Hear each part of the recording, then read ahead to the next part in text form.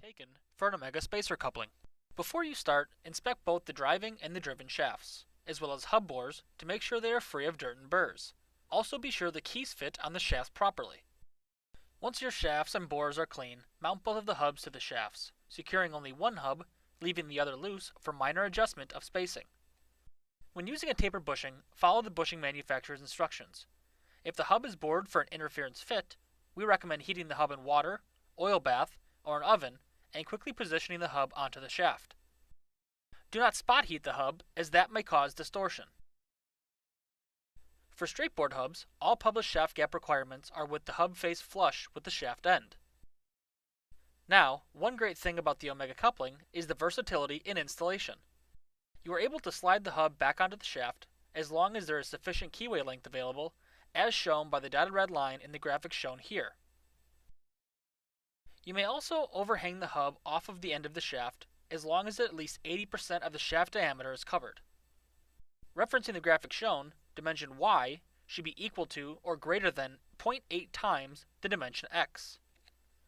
Now that you have set your allowable shaft engagement, using your element as your template, remove the element again so that you can check the alignment of your hubs. To correct for angular misalignment, use calipers to check the gap between the hubs. To correct for parallel misalignment, place a straight edge across the hub flanges in two places at 90 degrees from each other. In both cases, adjust or shim as needed until the equipment is within the acceptable misalignment range for installation. Place half of the element around the hubs and secure it to one hub with the self-locking cap screws. The elastomer element will space the other hub. Then, tighten the first half of the element to the other hub and then mount the other half of the elements to the hubs.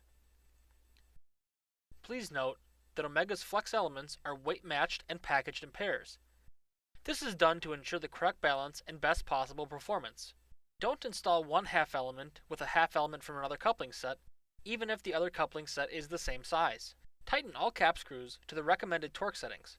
Failure to secure cap screws properly could cause the coupling component to become dislodged during operation, possibly resulting in personal injury.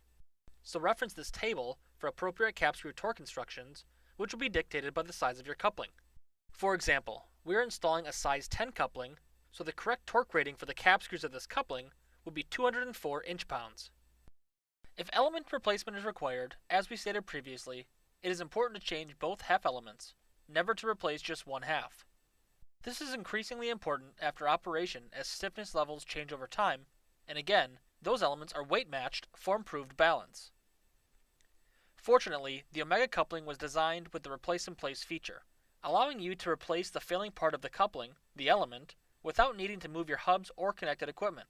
For more information or documentation on Rexnord products, please visit rexnord.com. To continue your Rexnord training, please visit the Rexnord University Online Learning Center or the Rexnord YouTube library.